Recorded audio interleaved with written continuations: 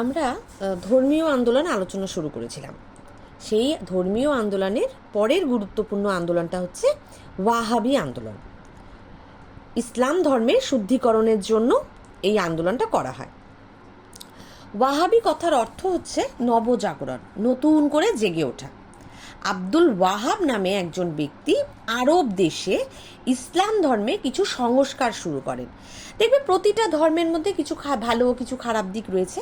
তো সেই খারাপ দিকগুলোকে সারিয়ে তুলে সংস্কার করে নতুন করে ধর্মটাকে গড়ে তোলাটাই হচ্ছে তার সংস্কার সাধন করা বা নবজাগরণ করা। তো ইসলাম ধর্মের যেগুলো খারাপ দিকগুলো ছিল সেই সময় আব্দুল ওয়াহাব কী করেন, তিনি আরবে ওই ইসলাম ধর্মের খারাপ দিকগুলো সারিয়ে তুলে সেখানে নতুন করে নবজাগরণ শুরু করেন। আব্দুল ওয়াহাব যেহেতু এটা শুরু করেছিলেন, সেই কারণেও কিন্তু পরবর্তীতে এটাকে ওয়াহাবি আন্দোলন বলা হতো।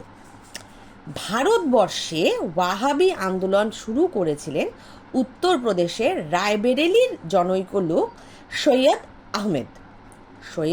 আহমেদ। বাংলায় আবার ওয়াহাবি আন্দোলনটাকে নেতৃত্ব দিয়েছিলেন তিতুমিরের আসল নাম ছিল মীর নিসার আলী। মক্কা ইসলাম ধর্মের পবিত্র স্থান, যেখানে যারা মুসলিম তারা ধর্ম পালন করতে যান, হজে যান। মক্কার হজে গিয়ে তিতুমির ওয়াহাবি আন্দোলনের প্রাণপুরুষ, ভারতের যিনি প্রাণপুরুষ ছিলেন সৈয়দ আহমেদ, তার সংস্পর্শে আসেন।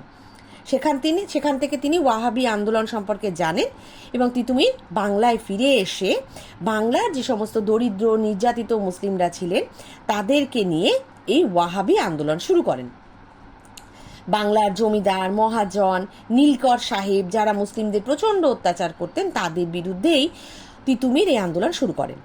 1830-এ মাত্র 300 জন সহযোগী নিয়ে তিনি পুরার একজন জমিদার ছিলেন কৃষ্ণদেব রায়, তার বাড়ি আক্রমণ করেন। তিতুমিরের নেতৃত্বেই 24 পরগনা, নদিয়া, যশোর, মালদা, রাজশাহী, ঢাকা, মানে এগুলো বেশিরভাগই বাংলাদেশে এখন, এই জায়গাগুলোতে ওয়াহাবি আন্দোলন শুরু হয়।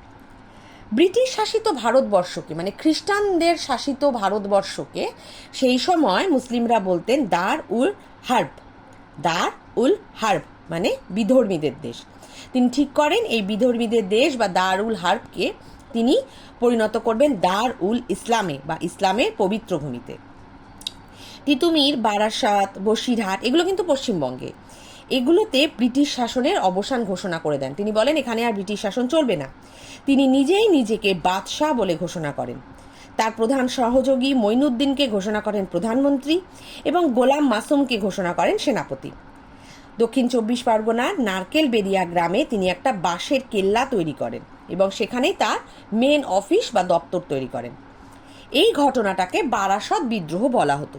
দেখবে টেস্ট পেপারে এই বারাসত বিদ্রোহ কিন্তু 2 নম্বরের কোশ্চেনে থাকে বা 4 নম্বরের কোশ্চেনে। তো যাই হোক, তিতুমির স্থানীয় জমিদার, নীলকর সাহেব যারা মুসলিমদের ওপর অত্যাচার করতেন তাদের বিরুদ্ধে বিদ্রোহ শুরু করেন। স্থানীয় জমিদার নীলকর বাহিনীরা তিতুমিরের কাছে হেরেও যেতে থাকেন। সেই সময় ভারতের ক্ষমতায় ছিলেন বড়লাট লর্ড বেন্টিং। তিনি তিতুমিরের বিরুদ্ধে এবার সেনাবাহিনী পাঠান। তিতুমির ও তার কয়েকজন অনুগামী প্রকাশ্য যুদ্ধ করে ইংরেজদের বিরুদ্ধে নিহত হন। তিতুমিরের তৈরি করা ওই বিখ্যাত বাঁশের কেল্লা বা দুর্গ, সেটাকে ইংরেজ সেনারা কামানের গোলার আঘাতে ধ্বংস করে দেয়। বহু বিদ্রোহীদের ফাঁসি হয়, দীর্ঘমেয়াদী কারাদণ্ডও দেওয়া হয়, মানে বহুদিনের জেল হয়। ওয়াহাবি আন্দোলনে কিছু বৈশিষ্ট্য ছিল। প্রথম, এই আন্দোলনের প্রধান লক্ষ্য ছিল ইসলাম ধর্মের প্রচলিত কুসংস্কারগুলোকে দূর করা এবং পবিত্র কোরআনের নির্দেশ অনুসারে ইসলামকে শুদ্ধ করা, যেটা আমি প্রথমেই বললাম, মানে একদম ধর্মকেন্দ্রিক আন্দোলন কিন্তু শুরু হয়েছিল, ইসলামকে শুদ্ধ করার একটা পথ। পরবর্তীতে এটা কৃষক বিদ্রোহের রূপ নেয়। যদিও ধর্মীয় উদ্দেশ্যে শুরু হলেও পরবর্তীতে ওয়াহাবি আন্দোলন জমিদার, মহাজন, নীলকরদের বিরুদ্ধে পরিচালিত হয়েছিল। ইংরেজ সরকার যেহেতু অত্যাচারী জমিদার, মহাজন, নীলকরদেরকে সাহায্য করত, সেই কারণেই এই ধর্মীয় ওয়াহাবি আন্দোলন পরবর্তীতে কিন্তু ব্রিটিশ বিরোধী কৃষক আন্দোলনে পরিণত হয়ে যায়। বারাসত, বসিরহাট এগুলোর বিশাল অঞ্চল জুড়ে তিতুমিররা ইংরেজদের শাসনের অবসান ঘটান, নিজেদের স্বাধীন রাজ্যও ঘোষণা করে দেন। আন্দোলনে ইসলামের নীতি নির্দেশের গুরুত্ব থাকলেও হিন্দুরা যে একেবারেই অবহেলিত ছিল তা নয়, এখানে দরিদ্র নির্যাতিত হিন্দুরাও কিন্তু এই আন্দোলনে অংশগ্রহণ করেছিল। যদিও এই বারাসত বিদ্রোহ বলো বা বাংলার ওয়াহাবি আন্দোলন বলো, এটা ব্যর্থই হয়েছিল, কিন্তু এর গুরুত্ব কিন্তু কম নয়। কারণ এই বিদ্রোহ প্রথমে ইসলাম ধর্মকে কেন্দ্র করে শুরু হলেও পরবর্তীতে ব্রিটিশদের বিরুদ্ধে হিন্দু মুসলিম দুটো সম্প্রদায়ের দরিদ্র মানুষেরাই এক হয়ে আন্দোলনে নেতৃত্ব দেন। জমিদার মহাজনরাও বুঝতে পারেন তাদের শোষণ অত্যাচার মাত্রা ছাড়িয়ে গেলে তাদেরকে এরকম বিদ্রোহের মুখে পড়তে হতেই পারে, ফলে তাদের মনেও একটা ভয় আসে।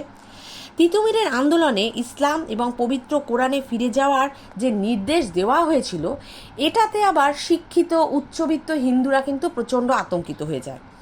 ফলে দরিদ্র হিন্দু মুসলমান এক হয়ে হয়তো আন্দোলন করেছিল, কিন্তু উচ্চশিক্ষিত অভিজাত হিন্দুরা এই আন্দোলনের সাথে একেবারেই যুক্ত হয়নি।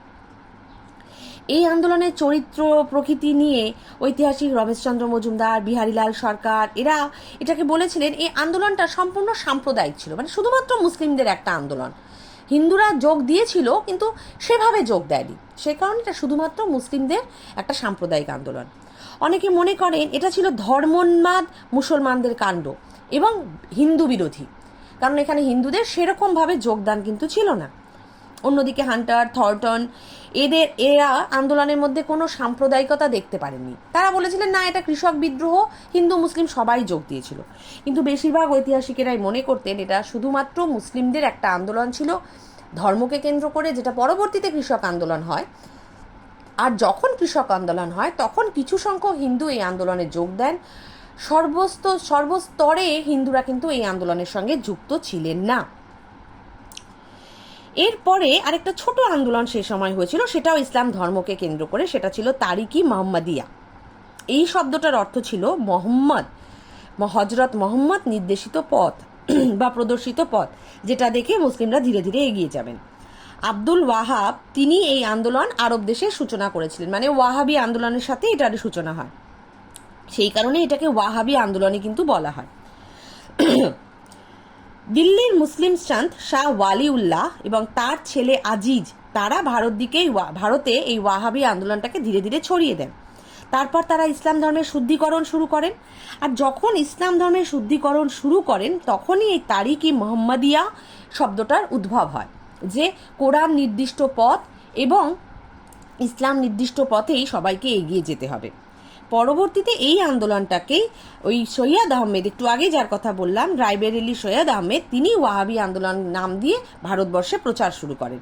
তারপরে সেখান থেকে বাংলায় সেই আন্দোলনকে ছড়িয়ে দেয় তিতুমি।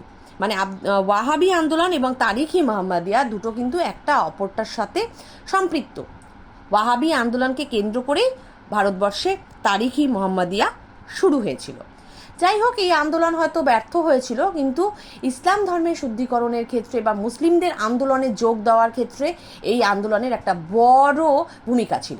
এই আন্দোলনের মাধ্যমে মুসলিমরা ধীরে ধীরে নিজেদের সামাজিক অধিকার বুঝে নেওয়ার তাগিদে ইংরেজদের বিরুদ্ধে আন্দোলন শুরু করে।